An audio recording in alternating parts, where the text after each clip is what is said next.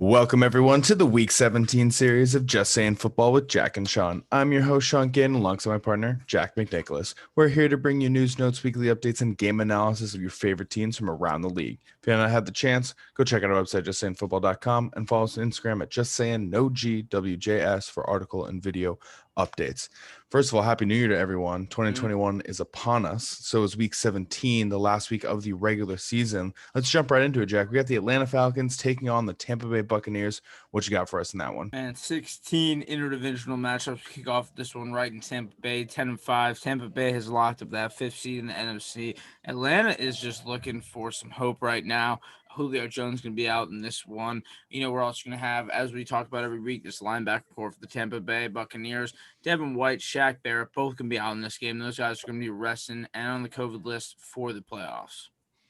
Yep, it's they're missing a few key players, but I just don't see how the Buccaneers are going to slow down. Last week against the Lions, they just dominated them. Mike Evans had a career day, going 10 for 181 and 2 touchdowns. They pulled Brady out after the first half. He had 4 touchdowns in the opening half. Blaine Gabbert threw a touchdown pass to Rob Gronkowski because that is the year that we live in. But I just don't see how the Falcons have enough right now to really stop them. The Falcons were this close to beating the Chiefs last week, and I just think that the Buccaneers are riding too high right now. They're trying to get as much home field advantage as they can for the rest of the playoffs. They're going to come in here and get the win like they did 2 weeks ago and not do it coming from a deficit. Yeah, I mean, damn, Brady with the record already for Tampa Bay Buccaneers quarterbacks, 36 last year. We saw Jameis set it 30, and here he is 36, and I think that they win this one right at home. They are understanding that, as you said, Mike Evans is the guy there still. And with all the weapons they have, Gronk, Antonio Brown, Chris Godwin, I think that Mike Evans is a dangerous guy against this cheap Atlanta secondary. Yeah, there's also going to be no Darqueze Dennard for them, No Julio Jones for the Falcons. Just it's hard to trust this team can do at this point. If you're the Falcons, look for the draft, look for 2021, maybe getting a young rookie cornerback like you did last season. But moving on, Patrick Surtain, yeah, Alabama. Moving on, 2 playoff hopeful teams here, Jack. Your New York Giants are taking on the Dallas Cowboys. A win here and a loss for Washington. One of you guys are in. What do you got for us? God, I hope the Giants are in. They are in charge of their destiny this week as they go up against this Cowboys team. We've seen this Cowboys team really just take some hits. Dak Prescott, this offensive line. So go get it. My Giants, you got to go get it. Danny Jones, you don't even have 10 touchdowns this year in 13 games. You got to go get it this week. Take on this team that you're familiar with. We've seen what you can do with some tape against Washington. I think that they go and take this one at home, Week 17. Usually we are there Week 17 at these games, but forever, this year we're not. And I think that they take this one. I want to see the Giants be able to go and be in charge of destiny. Even if they go get blown out in the playoffs, get there. Morale booster. I absolutely agree with you. And the Giants are actually going to get it done this week. I know that sounds weird. They've struggled the last 3 weeks, but look who they've faced. They've faced the Cardinals, and they faced the Browns, and they faced the Ravens. Not easy teams to beat. Even though they beat the Seahawks team, that was a tough schedule, tough little road streak there at the end of the season. I think they're going to get the one against Cowboys. Cowboys have been playing really hot, but I really trust the Giants' defense. Their defense can slow them down enough, and that Daniel Jones will be able to move the ball just well enough. I think he is going to throw for 2 touchdowns. We're going to see a nice multi-touchdown game for your second-year quarterback, Jack. I think the Giants are going to get done. I think this is why you bring in a guy like Joe Judge also. This is why he's your head coach. He's here to win the playoff game to get you guys into the playoffs. Yeah, before we move on to the next year, I just want to say, when Joe Judge got here in the offseason, I really said that this year it's about the first-year head coach putting his system in there. We have Saquon out. Obviously, it's an outlier where you look at the fact you want to set your season up with some guy like that, and now you don't have him. If he was here, I really think that it could be impactful. I think we have a chance of making the playoff game. Do you think right now, if we got there, do you think we have a good shot, even if we don't have our key weapon this whole season? Look, I think if you guys make the playoffs, I don't think you guys are going very far. I'm sorry. Yeah. I think you guys would be a one-and-done team. But I think right now this is an NFC East Division championship on the line. This is a playoff run on the line. This is just to kind of give your team a little bit of experience. These are a lot of young guys, first-year head coach, who I think has done a very good job turning around this team. Yeah, absolutely. For the most part, this defense looks light years different. I think with a playmaker, maybe OBJ back in the Big Apple. I don't know. On the wide Say too. receiver side, yeah, for the offense of the Giants, that could help Daniel Jones grow more. Barkley back next year. This is a team to look forward to. This is a team that could definitely win the NFC East next year. This could be a team that kind of maybe dominates the NFC East for the next coming years with the way that Joe Judge has been handling this defense more than anything. Definitely. And we're going to move on to a New York team now that has actually done the opposite. They've low-key blown their shot this year. What we saw last night out of Trevor Lawrence, Justin Fields, we're hoping that the Jets get something as they go to New England. And both teams, for the first time in a long time, Chauncey, Week 17, New England is also eliminated from playoff contention. I know that sounds weird to say. The New England Patriots are not in the playoffs. It's been a long time. It's actually kind of scary, but I think what's even more worrisome is it doesn't look like they know who their quarterback of the future is going to be. It doesn't look like it's going to be Cam Newton based off the season. Only has 5 passing touchdowns on the entire year. It's Week 17, people. Yes, and only 2 of them have been thrown at home. We just saw Josh Allen throw 4 touchdowns at Gillette Stadium last week. This is not against them. This is not okay. This is unacceptable for the Patriots. This is unacceptable for Bill Belichick and Josh Daniels. I expect them to move on from Cam Newton this year, which is upsetting to say because I actually thought Cam Newton would be a really good fit here. I saw that it could really turn his career around. Look, I love that the Jets have won the last 2 games. I still think Gates is out after this season. It looks like they're going to be happy if they get either Justin Fields or Trevor Lawrence after the game last night. But if you're Bill Belichick, you're not losing to the Jets Week 17, not a game like this. I think if they lost a game like this, it would kind of be one of those defining moments where you're like, Bill Belichick is somehow done coaching forever. And I feel like that's just not a tabloid that can go around. So there's I just don't see the Patriots losing this week. The main man, Ian Rappaport said today that Gase is probably out of New York, and when you hear something like that, it's probably gonna happen. And I hope he's enjoyed packing his bags the next few days, because on Sunday it's gonna be a goodbye for my man Gase. I mean, whatever happens to this Jets team, I do not think they're going to be able to take this win. Patriots team, despite how sloppy they have played, they have had these 6 wins, and they have been sloppy wins. 1 against the Jets. I would take them at home. Yeah, I think you just gotta trust Bill Belichick not going to lose to the 2-13 Jets this week. Moving on. My Minnesota Vikings got absolutely embarrassed on Christmas Day. That really hurt. I'm still recovering. Ruined my championship hopes. Yeah, I'm so sorry. But they're facing the Detroit Lions. Lions did not look good the day after Christmas. Both teams kind of struggled that weekend. What you got for us in this one? Well, I just want to take a moment real quick before we talk about this game to just give my condolences and Sean's condolences, obviously, to Dalvin Cook's family. We talk about him all the time on the show, and he had a tragic loss of his father earlier this week. The Vikings will be without him going into Week 17 with the playoff elimination. This will be the last time we see Dalvin for the season. In this game, I expect Alexander Madison to take over. What we saw last week, though, I really do, from an offense perspective on the field, getting back to the game, just we saw that Detroit is obviously moving on mentally. They've obviously moved out of this Matt Patricia offense, and I think that Kirk Cousins is going to have to take this game to show out, because they had a good season. They have a young team. We talked about it all year. They had a young draft pick roster.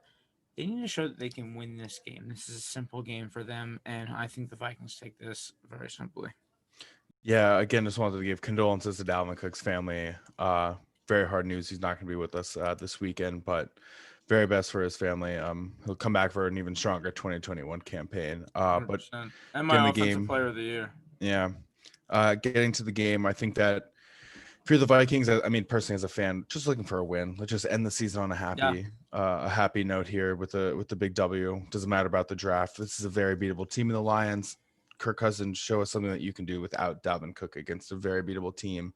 I really just want to see Justin Jefferson gritty in the end zone, get the last 46 yards to beat Randy Moss's record. That'd be awesome. Let's get him a touchdown or 2. Let's get Adam Thielen a touchdown or 2. Let's just have a really fun day. Let's do this for Dalvin Cook. Let's do it for his dad. Let's do it just to end the season really well. I'm also going to take the Vikings in on this one. Moving on. Miami Dolphins heading to Buffalo, taking the Bills. Bills are in the playoffs, not sitting any of their starters.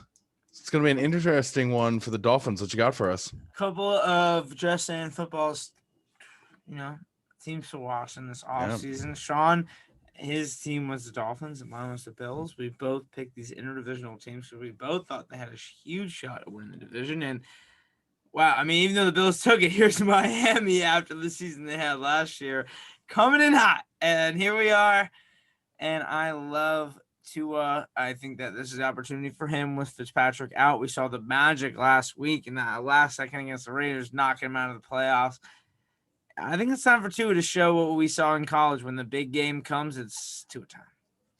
Look, Tua just the only reason why he was sad, he wasn't playing that poorly. He just wasn't finding the end zone. He had a good statistical game. It just wasn't efficient enough for what they needed. They weren't finding ways to really move the ball well down the field. So they changed. Sad part about this week, Fitz is going to be on the COVID list. They will not be without Fitz for that spark. If that's what they're looking for midway through the game. I am going to trust the Dolphins. They are my team. I wrote about them. I didn't say that they'd even make the playoffs. I just said they were going to win more games. So you said they'd improve, and here they are, 10 wins. 10-5. They doubled their amount of wins. They have a chance to make the playoffs. Look, Colts lose, they're in the playoffs. Ravens lose, they're in the playoffs. Browns lose, they're in the playoffs. But you can't bank on that. You got to win your games. You win the game, you're set, Dolphins. You're in the playoffs. You could even face the Bills again. How sweet would that be to just play a team 3 times and get to ruin their entire playoff hopes if you get to play them again? I got to trust the Miami team. Tua shows up in big games. You saw it at Bama. He's going to do it again in the pros. That's why you drafted him. That's why you tanked for him last year.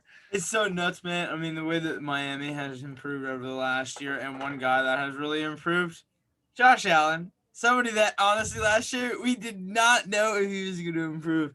Here he is, coming in hot. This guy has had multi-touchdown games. I can't even tell you how far back now. Every week he gets longer and longer.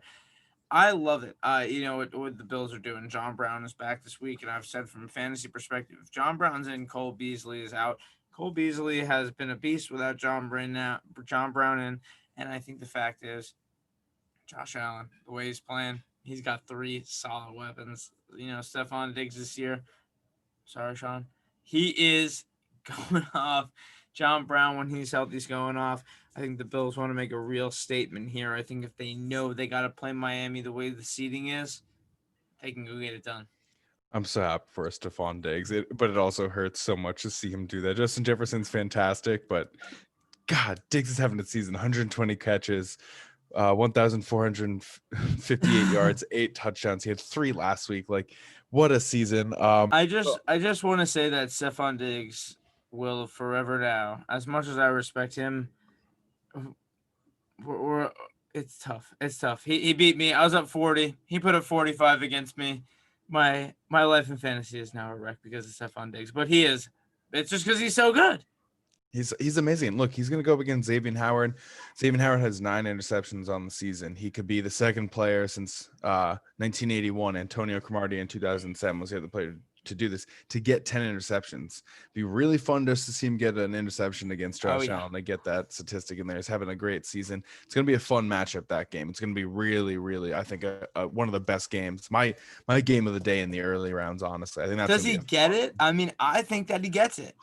I agree. I think he's going to get it. I mean, that's like history in the making on a week 17 playoff hopes. Like it has all the right feels behind the storyline to get and Byron Jones has been taking number 1 guy. So your number 2 guys got to go against Xavier Howard, which is impossible. But it's crazy, man. Moving on. We got one team, like you mentioned before, Sean, the Ravens are fighting to get in there, and they're going up against the Bengals. Pretty easy matchup. However, what are we thinking about this Bengals team after last week? Is it a fluke, or are the Ravens gonna do their thing, try to get in the playoffs?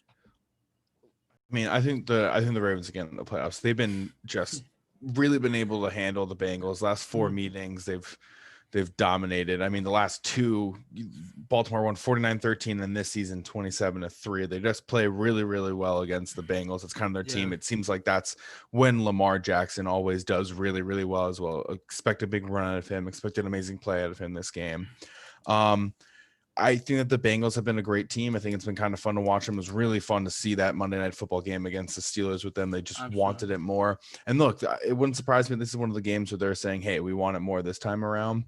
But I think that the Ravens, everything that they've been going through with how well they started, and then this little mid-season turmoil where they were winning games, they didn't have any chance of making the playoffs or slim chance, and now they have. Now they're in it. They're going to win this one. This defense is really solid. This offense is now playing at its full potential. I want to see Lamar Jackson not only win this week, but his first playoff game next week as Oh well. my God, that would be sick. A lot of people hang that chip over the shoulder of Lamar Jackson. You have the MVP, but you haven't made it past that realm. I think that this is an opportunity for him to get a great game. This number one rushing offense. This is the opportunity for them to really take advantage, get a little creative. It's the end of the season. You're in an interdivisional matchup. You're going away. You're understanding what you're going to have to deal with in the playoffs.